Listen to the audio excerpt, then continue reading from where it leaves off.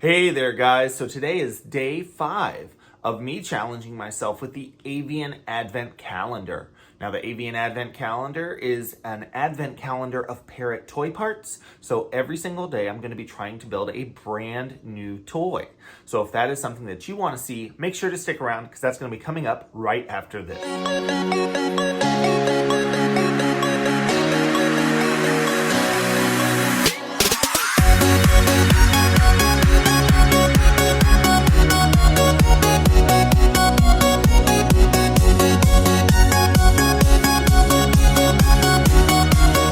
Hey there, guys. This is Jack over at Hive Redbird, where I am tirelessly working to find new ways to make the keeping of exotic animals and pets more exciting, more affordable, and ultimately more enjoyable. And today's video is part of a series going over a challenge I am doing with the Avian Advent Calendar. Now, the Avian Advent Calendar is a product put together by the Leather Elves. If you guys would like to know more about it, I am going to put the link in the description section down below.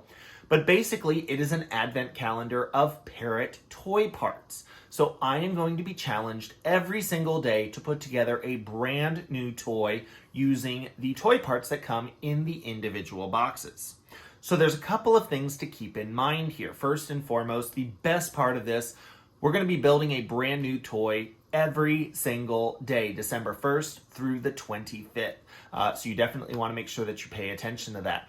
Now, we are going to be using a variety of different toy parts, and I think it's really important that people learn to work with a variety of different parrot toy parts. Sometimes there's going to be things that you're not as comfortable using or that you're just not as familiar with using, but your bird could definitely benefit from that. So we're going to be paying attention to the variety of different items that are available in the boxes and make sure that we use them appropriately. Now, this is also designed to help everyone build skills as a parrot toy maker. So we want to make sure we're paying attention to things like, what's the purpose of this toy? How is your animal going to be using it? How can we make sure that it's going to be safe? Do we need to pay attention to things like cleanliness? Keeping an item clean, which can be an issue with certain parrot toys, how you're going to present it. Obviously, the presentation of different items can change how interested your bird is in interacting with certain things. So we're going to be covering a variety of different approaches, different toy making techniques. So hopefully, at the end of this 25-day period, everyone who watches this series will have better skills and be a better parrot toy maker. So there's a lot of things we're trying to accomplish here. One thing I do want to point out before we get started, we're going to open a new box every single day, but we're not necessarily going to be using all of the parts every single day. I would encourage you guys to save those parts, save things like the packing paper, the boxes that you are opening every single day, because we will be using them on future challenges. The important thing is that there are so many different materials that can be used to make great parrot toys, and we are going to do our best to use all of them. But that being said, let's go ahead and jump into the toy that we're going to be building today. All right, guys. So for day 5, we actually have a very nice assortment of dyed wooden discs. And then we, of course, also have the box and the shredded paper. This is actually really exciting because with this and our previous pieces that we've gotten, we have everything we need to make a really fun foraging toy for your bird. So I'm actually going to use just a couple of these discs, and I'll give you guys a hint right now. Pick color combinations that you like, that work for you. Maybe you want to theme them out for certain things, because if you really like aspects like that, if you make the toy building exciting for you, you're going to be more likely to do it. Let's go ahead. Today, I think this is going to be a really cool toy. So let's maybe do the 2 shades of blue and the purple. Get it? Because they're cool colors. It's a cool toy. I know. Now I'm going to put the discs aside. I'm going to put the shredded paper aside. I am going to use the box as well. Now, a couple of things that I'm going to use from previous days, I'm going to use a piece of leather. We've got about a 1 foot section right there. I am going to need a quick link. That is going to be something that you should have in your toy arsenal. We used one a little bit earlier. You guys should always have these. If you don't, you can tie this toy directly to the cage, but I love having quick links, and I think anyone who has parrots and regularly uses parrot toys should have a nice assortment of those. Now we're just going to need a few other things. We are going to build a fun foraging toy. We are going to deconstruct one of these boxes in order to be the pieces of that. So what I'm gonna do, the easiest way, figure out the way that your box goes together and then take it apart. So actually I can cut right along this seam. You can see everything will open up real easy. So my goal here is to create pieces that I can punch and then string on this leather. So I'm just going to cut everything down to size. You can use the lines. When you're deconstructing a box like this, one thing you want to look for, there are certain places where, there's not many on this box actually, but there are certain places where you'll see that different pieces of cardboard, they've been glued together. Now the amount of glue that is in that, I am not particularly concerned about, but if you know for a fact that your bird has a history of eating things like adhesive, if you know they have an allergy to things like adhesive, or if you just don't want to risk it, you don't have to use that piece. Go ahead and just cut it out. Put that apart aside. I can still use this. Now, I just need pieces of cardboard that are going to be big enough for me to punch a hole in. So even something like that is big enough.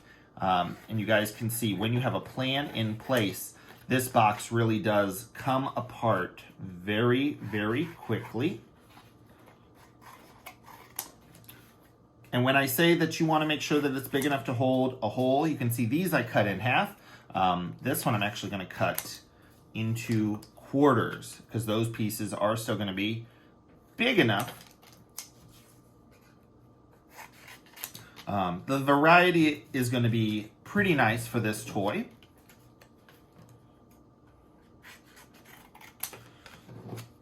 And you guys can see we're building it in real time, so it is going to come together really quickly.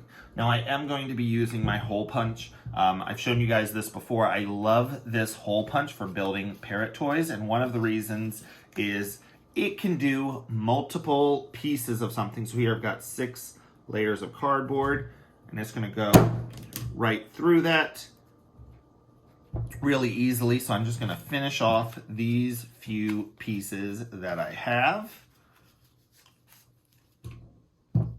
The other nice thing is because of all the throat space right here, I can make sure that my holes are getting nicely centered, which is not necessarily something you can do with every hole punch. So it's definitely something to pay attention to.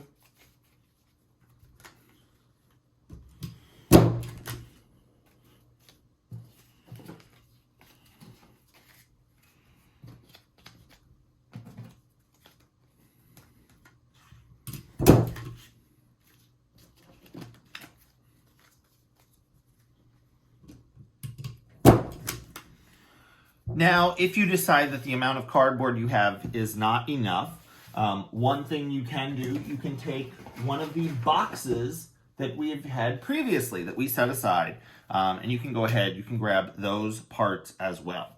Now, all we're going to do to put this toy together, we need to do a bottom piece to this toy. So I'm going to go ahead and just tie a knot in one side of that leather. I want to try to get that as close to the end as possible because that way I have the most working space with the toy. If you don't think your knot is tight enough, one thing I recommend, trying with needle nose pliers. You can get everything. You can. You don't want to just yank it because you can break the leather, but if you grab it and shift it like that, you can get it to sit into place really nicely. And the needle nose pliers will give you a much better grip. Now, if your knot is not big enough, if the cardboard would pass, what you could do is do one disc of the wood first, but then all we're going to do, we're going to string up all the pieces of cardboard. And I'm actually going to fast forward this part because I know this is probably going to be thrillingly exciting for you guys to watch. Now, if this is getting a little bit difficult, one thing you can do is take your scissors, cut the end of that leather strip to a point. That'll make it a lot easier to get those pieces of cardboard on. And don't worry about them looking any particular way. Your bird isn't going to be judging you on the aesthetics of this. So get a good amount of variety, use those pieces, and your bird should enjoy this. All right, guys, once you have all your pieces of cardboard strung up, you are pretty much done with this toy. All I'm going to do is put these last two wood discs on top. Now, the way this toy works, like I said, this is a foraging toy. Our goal here is going to be to take pieces of food. Here I've got like a banana chip. I can slide that in between the pieces of cardboard.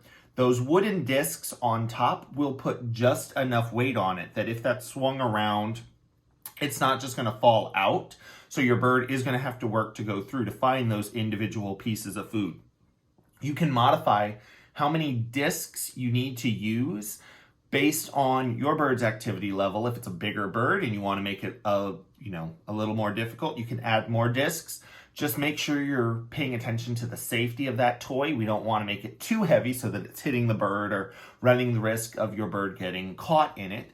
But once you're all done with that, get those food items in there. And then you can either, like I said, you can tie this off to your bird's cage if you don't have a quick link, or you can just tie a knot in it, put a quick link through there and use that to hang that up in your bird's cage. So I certainly hope you guys enjoyed this idea. Like this video if you did, and you want to make sure you subscribe to the Hi Redbird YouTube channel so you don't miss out on tomorrow's challenge with the Avian Advent Calendar. I do need to say thank you to my Patreon patrons for helping to make these videos possible.